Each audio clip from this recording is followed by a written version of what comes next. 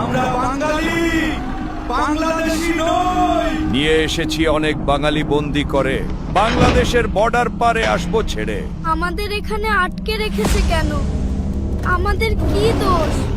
আমরা বাঙালি, এটাই ওই দুই গুজরাটি আর ওদের কর্মচারীদের সহ্য হয় না বাবা।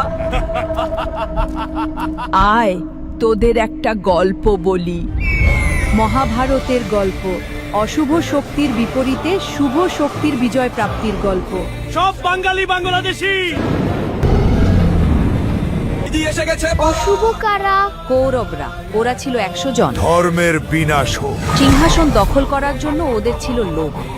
মহাভারতে শ্রীকৃষ্ণ বলেছিলেন, আবির্ভূত হচ্ছে এক নতুন যুগ, কলি যুগ।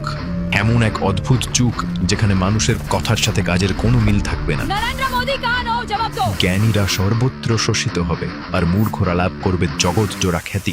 প্রচুর শস্য মজুদ থাকলেও পেটের ক্ষুধা মিটবে না কারোরই। সামনে থাকবে অতল সাগর, অথচ মেটানো যাবে না কণ্ঠের তৃষ্ণা। ধুলোয় মিশে যাবে জীবনের সমস্ত আদর্শ আর চিরন্তন মূল্যবোধ।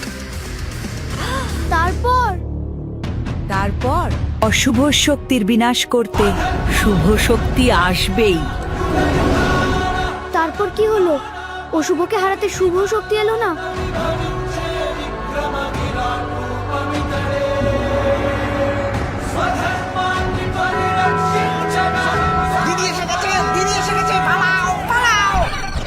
মিউজিক।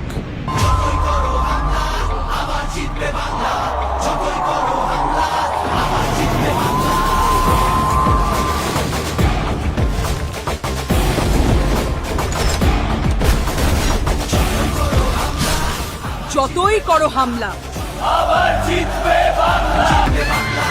আমরা হাঁটি নতুন পথে, সামনে নতুন দিশা। হারবে এবার ভোরের কাছে তোমার অমানিসা। করেছো ধর্ম দিয়ে ভাষার পালিয়ে যাবি কোথায়? হলে জবাব দিতে এই বাংলাও জানে।